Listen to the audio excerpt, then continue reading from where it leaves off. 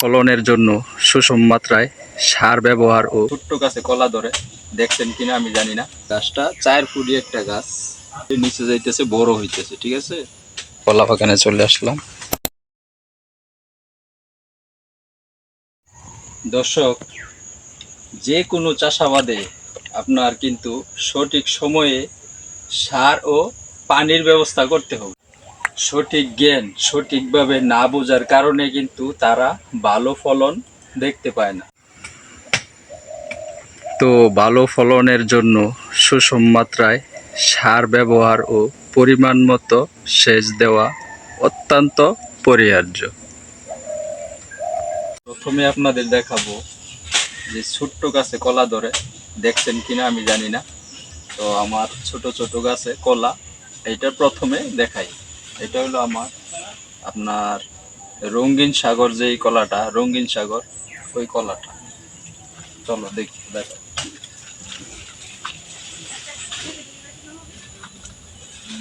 এই যে দেখেন দর্শক, যে গাছটা দেখেন, ছোট্ট গাছ। ঠিক আছে, এটা আপনার দেখেন কলার ছড়ি দেখেন, দেখছেন কলা। গাছটা কিন্তু একদম ছোট। এটা হলো আপনার 4 ফুট, গাছটা 4 ফুটই একটা গাছ। কলার ছড়িটা দেখেন, মাশাআল্লাহ, আস্তে আস্তে ধীরে ধীরে নিচে যাইতেছে, বড় হইতেছে। ঠিক আছে, তো এই যে গাছ দর্শক, এই যে আপনার গাছটা দেখেন, একদম ছোট গাছ। কলার ছড়িটা দেখেন, এই ছোট্ট গাছে এই কলা ধরছে। এটা আপনার রঙিন সাগর কলা। যে আরেকটি গাছ দেখায়, এই যে এটার সাথে দেখেন আরেকটা গাছ, এই যে এটাও ছড়ি পড়বে এখন। দেখেন ছোট ছোট গাছ। ঠিক আছে, এই যে আরেকটি গাছ দেখাই, এই যে দেখেন দর্শক, এই যে আরেকটি গাছ। তো এইসব জাতের কলা চারা যদি আপনাদের লাগে, ছোট গাছে কলা, তো স্ক্রিনে নাম্বারে যোগাযোগ করবেন, পেয়ে যাবেন। ঠিক আছে, আমাদের দেশে শতকরা 15 থেকে 25% কৃষক কিন্তু সঠিক মাত্রায় সার ব্যবহার করে থাকে, এবং বাকি 75 থেকে 80% কৃষক কিন্তু সঠিক মাত্রায় সার প্রয়োগ করে না। দর্শক, আপনারা যে কলা চাষ করবেন, কি করলে বাম্পার ফলন পাবেন, এই বিষয় নিয়ে আজ কথা বলেন দেখাই। দর্শক, এই যে চলে আসলাম কলা বাগানে। আজকে যে বিষয় নিয়ে কথা বলবো, এটা হলো আপনার কলা গাছের সার ও সেচ ব্যবস্থাপনা। ঠিক আছে, এই যে কলা বাগানে চলে আসলাম। ঠিক আছে, খালি গাছ, খালি গাছ। রঙিন সাগর কলা আছে আপনার। আমি 2 জাতের কলা চাষ করছি। ঠিক আছে,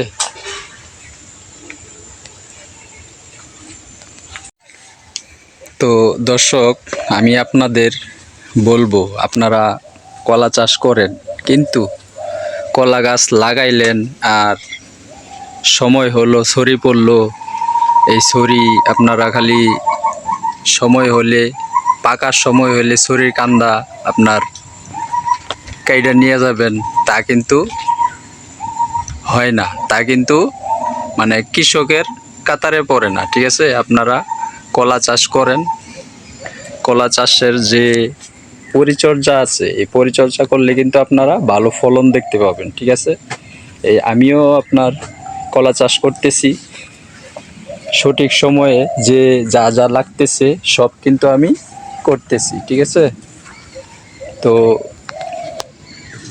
আপনাদের বলবো, কলা চাষ করেন, কলা চাষে কিন্তু ভালো লাভ পাওয়া যায়। তো দর্শক, ভালো কিছু কলার জাতের নাম বলি, এইসব ধরনের চাষ আপনারা করবেন। ঠিক আছে, এই জাতের চাষ করলে আপনারা লাভবান হবেন ইনশাল্লাহ। তো কি কি জাত বলবো, এইসব জাতের নার্সারি থেকে, এইসব জাতের চারা কিন্তু পাওয়া যায় নার্সারিতে। এইসব চারা আপনারা নিয়ে এসে কিন্তু চাষ করতে পারেন, লাভবান হবে। ঠিক আছে, সম্পূর্ণ বীজ মুক্ত যুক্ত কলা, যেমন সবরি, অমৃতসাগর, অগ্নিশ্বর, দুধসর, দুধসাগর। যেসব কলা আপনারা চাষ করবেন, কাঁঠালি কলা, রঙিন সাগর কলা, সিঙ্গাপুরি, টিচু কালচার কলা, G9, এইসব জাতের চাষ আপনারা কিন্তু করতে পারেন। ঠিক আছে, তো আপনাদের বলবো আপনারা কলা চাষ করেন, কিন্তু ভালোভাবে করেন।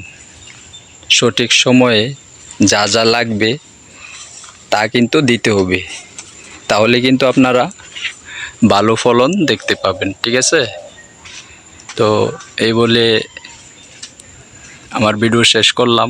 এত কথা না বলে,